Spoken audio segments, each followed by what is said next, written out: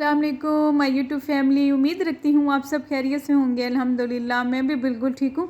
आज एक बहुत ज़बरदस्त मज़ेदार किस्म की परफेक्ट तली हुई प्याज की रेसिपी लेके आई हूँ, और जो कि बहुत ज़बरदस्त घर में कैसे मैंने फ्राई किया इसका मैं साउंड भी सुनाती हूँ आपको।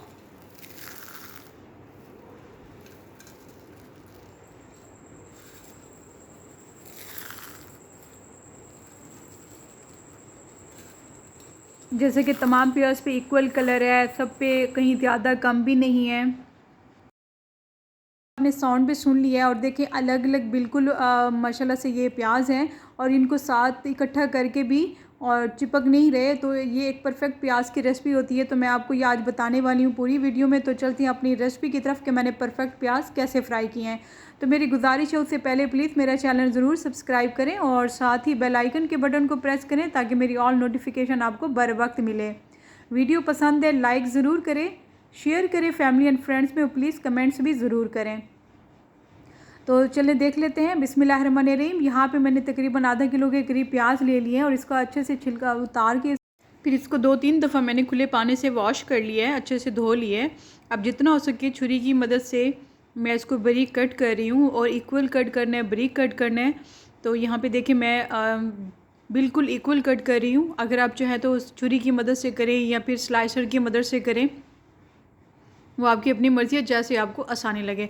फिर इसको कट करने के बाद हमने इसको सेपरेट करना है, अलग अलग करना है। याद रहे प्याज को कट करने के बाद हमने वॉश नहीं करना। और ये कटर है, आप चाहें तो इससे भी कट कर सकते हैं, लेकिन मैं इसे बिल्कुल परफेक्ट तरीके से नहीं कट कर पाई क्योंकि मुझसे इससे कटिंग नहीं हो रही थी सही। तो मैंने सारे छुरी से कट कर लिए।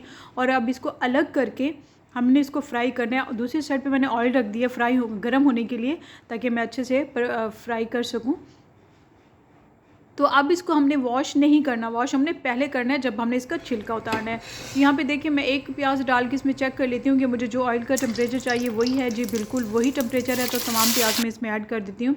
और ध्यान रहे कि इस स्टेज पे ऑयल गर्म होगा बहुत ज़्यादा, तो आपके ऊपर छींटे भी आ सकते हैं। ये स्टेज बहुत ख़तरनाक होती है, आपने इसका ख़ास ख्याल रखना है। और ऑयल कढ़ाई में ज़्यादा भी नहीं होना चाहिए, उसका गिरने का भी ख़तरा होता है। तो अब देखिए माशाल्लाह से हमारे ये प्याज जो हैं थोड़ा सा कलर इनका चेंज होना शुरू हो गया हुआ है। तो मुसलसल इसमें आप चम्मच हिलाते रहना है। ये 3 से 4 मिनट का प्रोसेस होता है। और दूसरी साइड पे मैंने ये ट्रे में किचन पेपर रख के तैयार कर लिया, ताकि जैसे ही देखें प्याज हमारे फ्राई हो गए, थोड़ा सा ऊपर से हम इसको फेंकेंगे नीचे की ट्रे की तरफ, ताकि अलग अलग भी हो जाएं। और यहाँ पे इसको मैंने फिर सेपरेट करके इसको ठंडा होने तक रूम टेम्परेचर तक रखते हैं। तो यहाँ पे माशाल्लाह देखिए पूरा रूम टेम्परेचर में आ चुके हुए हैं। और मैंने इसको फिर इस प्लेट में डाल दिया। मैं इसका आपको साउंड भी सुनाती हूँ कि देखिए साउंड कैसा है इसका।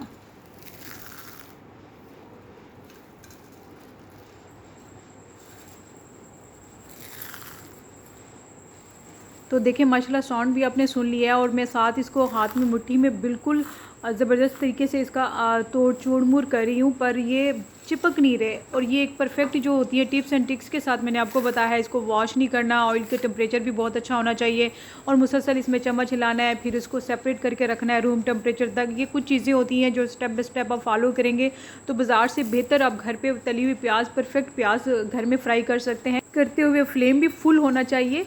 जब पूरे प्याज निकालेंगे तब इसका फ्लेम हम बंद करेंगे।